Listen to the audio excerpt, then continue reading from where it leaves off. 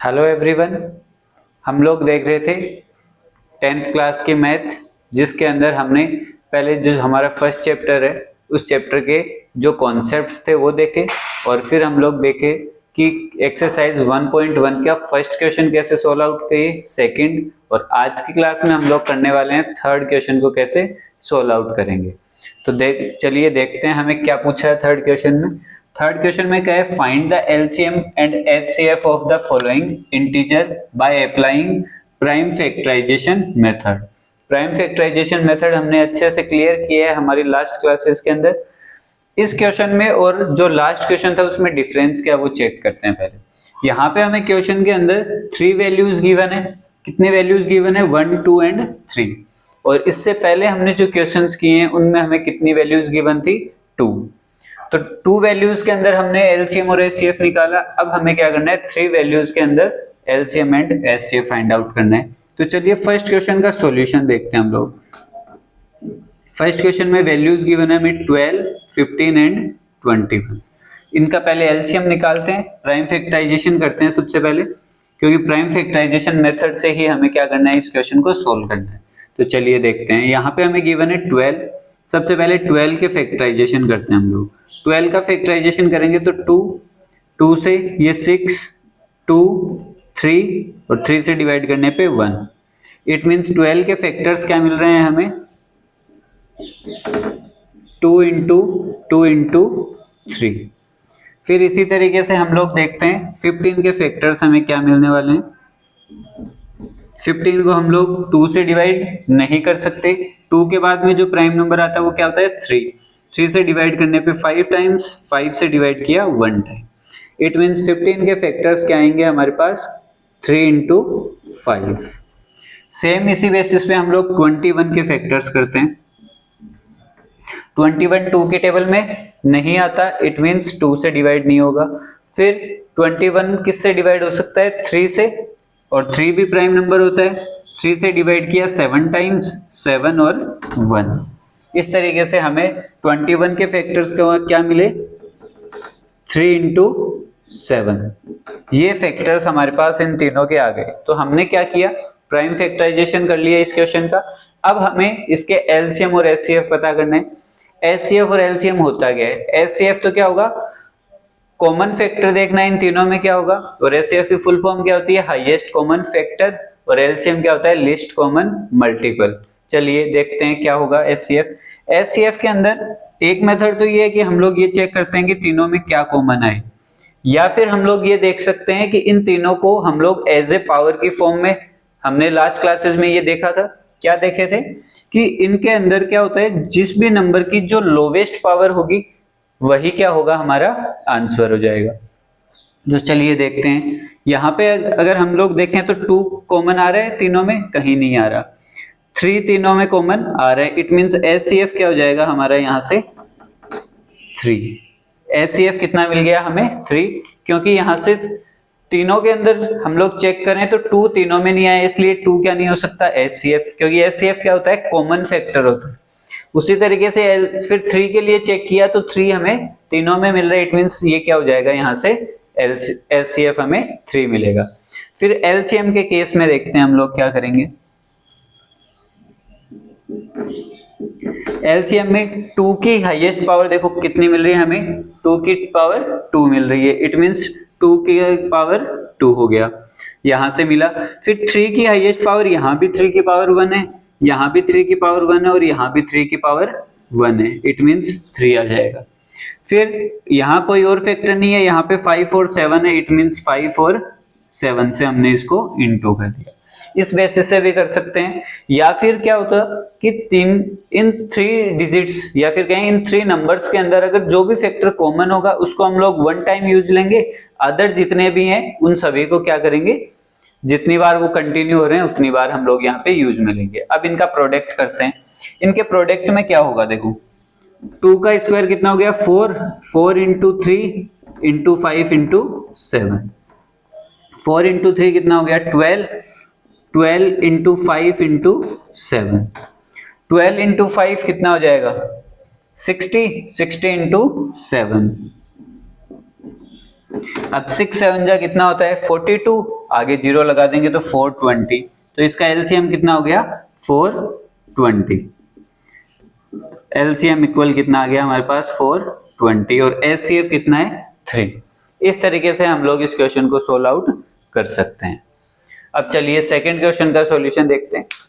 उससे पहले एक बार फिर से रिपीट कर लेते हैं इसको। रिपीट देखो क्या किया हमने इसके अंदर, सबसे पहले तीनों का प्राइम फैक्टराइजेशन किया और तीनों के फैक्टर्स हमने लिखे। फिर पहले एचसीएफ पता किया। एचसीएफ क्या होगा, जो इन तीनों के फैक्टर्स में कॉमन आए। तो यहाँ पे हमें क्या मिला 3 तीनों के अंदर आ रहा था, तो हमने 3 को क्या लिख दिया एचसीएफ।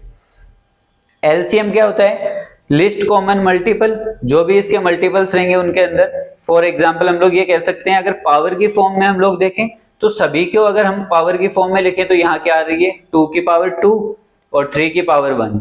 यहाँ पे ये 3 की पावर 1, 5 की पावर 1, 3 की पावर 1 और 7 की पावर 1।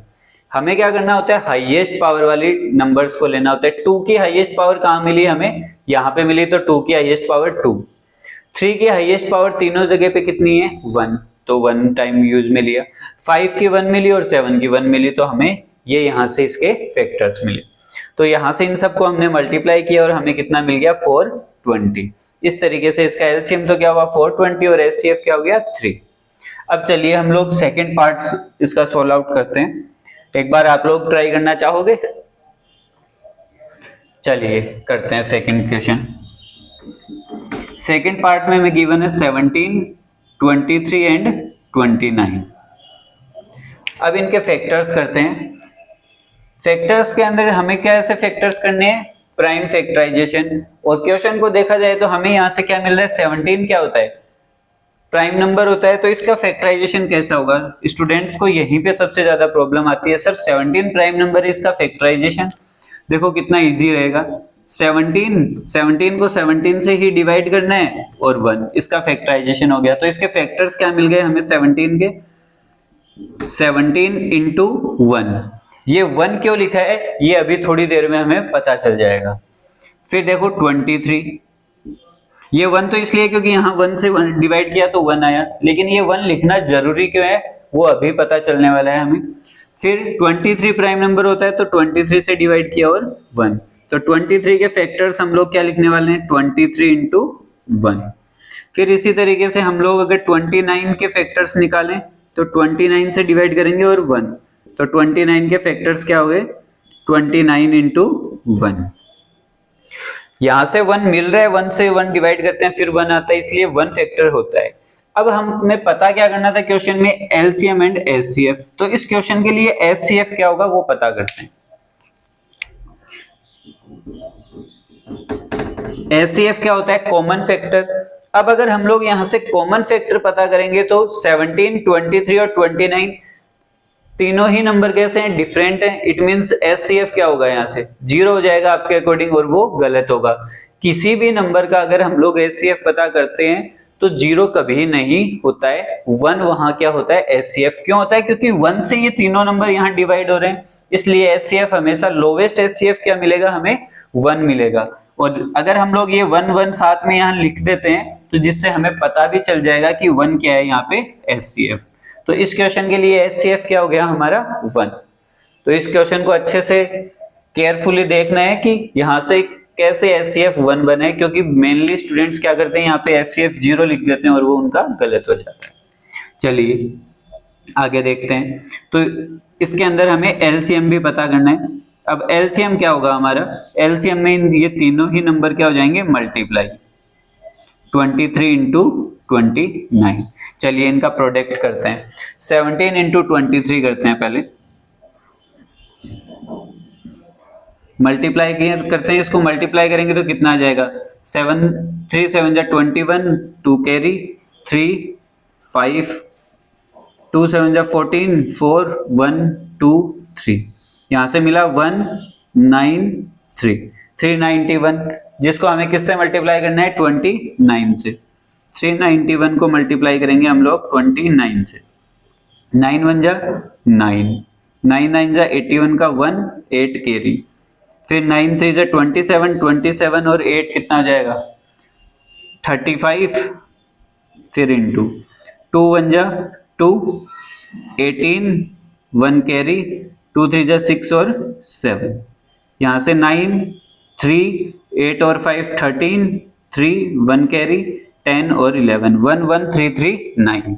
तो इसका एलसीएम कितना मिलेगा हमें? 1 1 3 3 9। तो ये दोनों क्वेश्चंस हमने यहाँ पे सोल्व आउट किए। नेक्स्ट क्वेश्चन देखते हैं किस तरीके से सोल्व आउट करेंगे। तो इसके अंदर देखो हमें क्या मिला, एचसीएफ 1 और एलसीएम इतनी बड़ी वैल्यू मिली है। इट मींस हमें क्या पता चल रहा है कि एलसीएम बहुत बड़ी वैल्यू हो सकती है, लेकिन एचसीएफ क्या होता है? 1 होता है कम से कम। छोटे से छोटा एचसीएफ क्या होता है? किसी भी दो नंबर के बीच में 1, 0 कभी नहीं होगा। इस क्वेश्चन से हमें ये एक इंपॉर्टेंट पॉइंट मिला है। चलिए नेक्स्ट क्वेश्चन देखते हैं हम लोग। फिर एक बार आप लोग इनको राइट डाउन कर लीजिए ताकि मैं इनको इरेज कर सकूं। चलिए देखते हैं फिर।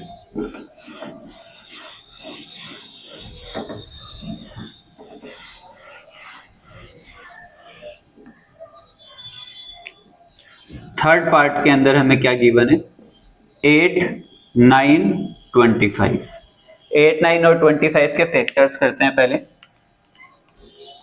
तो हम लोग इधर लिख देते हैं एक बार 8 9 और 25, इनके फैक्टर्स करते हैं। 8 के फैक्टर्स क्या होंगे? 2 से डिवाइड किया 4 टाइम, 2 से डिवाइड किया 2 टाइम, 2 से डिवाइड किया 1। तो 8 के फैक्टर्स क्या मिलेंगे हमें? 2 इंटू 2 इंटू 2। इसी तरीके से 9 के फैक्टर्स क्या होंगे? 3 से डिवाइड होगा 9, 3 सॉरी यहाँ पे 3 और 3 1, तो ये कितना हो जाएगा? 3 इंटू 3। इसी तरीके से 25 के फैक्टर्स 5 से किया 5 5 1, तो इसके क्या हो जाएंगे? 5 इंटू 5। अब आप में से कुछ स्टूडेंट्स बोलेंगे सर इतने इजी क्वेश्चंस, वैल्यूज गिवन है, इनके फैक्टर्स क्यों कर रहे हो? क्यों? क्योंकि हमें क्वेश्चन में क्या है प्राइम फैक्टराइजेशन मेथड यूज में लेना है। तो प्राइम फैक्टर्स ये होते हैं, बट सभी स्टूडेंट्स को ये चीज पता नहीं है। तो सभी स्टूडेंट्स को देखते हुए छोटी छोटी चीजें करनी जरूरी होती है। अदरवाइज हमें पता है 8 क्या होता है? 2 का क्यूब, तो 2 इंटू 2 इंटू 2 लिख सकते थे। 9 क्या होता है? 3 का स्क्वायर, तो 3 इंटू 3 हो गया। और 25 क्या होता है? 5 का स्क्वायर, तो 5 इंटू 5 हो गया। इस तरीके से हम लोग इन नॉर्मल क्वेश्चंस को कर सकते हैं। चलिए फिर देखते हैं कि एचसीएफ क्या होगा इस क्वेश्चन में। एचसीएफ चेक करते हैं। सबसे पहले एचसीएफ क्या होता है? तीनों में कोई नंबर कॉमन होना चाहिए। कॉमन यहाँ पे इसमें 2, इसमें 3 और इसमें 5 कुछ भी कॉमन नहीं आ रहा, क्योंकि यहाँ पे 3 नहीं है और यहाँ देखें तो किसी के अंदर 2 नहीं है। इट मींस एचसीएफ क्या हो जाएगा इसका भी? 1, क्योंकि कोई एक ऐसा फैक्टर होना चाहिए था जो तीनों में कॉमन आए, लेकिन ऐसा कुछ आ नहीं रहा। तो हम लोग ये कह सकते हैं जहां कुछ कॉमन नहीं होता वहां कॉमन कौन होता है? 1। सभी का सहारा कौन बनता है मैथ में? 1। जिसके पास कुछ नहीं है उसके पास क्या हो जाता है? 1। चलिए फिर देखते हैं एलसीएम क्या होगा। एलसीएम के लिए क्या करेंगे? हाईएस्ट पावर की टाइप से देखते हैं। 2 की हाईएस्ट पावर कितनी मिल रही है हमें? 3। 3 की हाईएस्ट पावर कितनी है? 2। और 5 की हाईएस्ट पावर कितनी है? 2। इन सबको मल्टीप्लाई करना है। इट मींस 8 इंटू 9 इंटू 25, इन सबको हमें मल्टीप्लाई करना पड़ेगा। चलिए अब मल्टीप्लीकेशन देखें तो इजी कहां से रहेगा? देखो अगर मैं 25 को 8 से मल्टीप्लाई करूं तो कितना आएगा? कितना आएगा? 25 को अगर मैं 10 से इंटू करता हूं तब तो आएगा 250, और उसमें से अगर मैं 50 माइनस कर दूं तो कितना आ जाएगा? 200। तो यहां से पता चल गया कि 200 इंटू 9, 200 इंटू 9 कितना हो जाता है? 9 इंटू 2 18, और ये बन गया हमारा 1800। तो कितना इजी हो गई कैलकुलेशन। अदरवाइज आप क्या करते? पहले 8 इंटू 9 करते, फिर जो भी वैल्यू आती उस वैल्यू को आप 25 से मल्टीप्लाई करते, तो टाइम टेकिंग होता है। तो पेपर के अंदर हमें क्या करना है कि ऐसी कैलकुलेशन करनी है जिससे विदाउट मल्टीप्लीकेशन वगैरह भी हम लोग डायरेक्ट उनकी वैल्यूज निकाल सकें। तो यहाँ पे एचसीएफ कितना आया? 1, और एलसीएम कितना आ गया हमारा? 1800। तो इस तरीके से हमने थर्ड क्वेश्चन के सभी पार्ट सोल्व आउट किए हैं। आई होप आपको अच्छे से समझ में आया होगा। अगर आपको अच्छे से सारी चीजें समझ में आ रही है तो चैनल को ज्यादा से ज्यादा लाइक शेयर एंड सब्सक्राइब करें, और दोस्तों को ज्यादा से ज्यादा शेयर करें। क्यों? क्योंकि ताकि उनको भी ये यूजफुल इंफॉर्मेशन मिलती रहे आज की क्लास हम लोग यहीं ओवर करते हैं। नेक्स्ट क्लास में नेक्स्ट क्वेश्चंस देखेंगे। Thank you.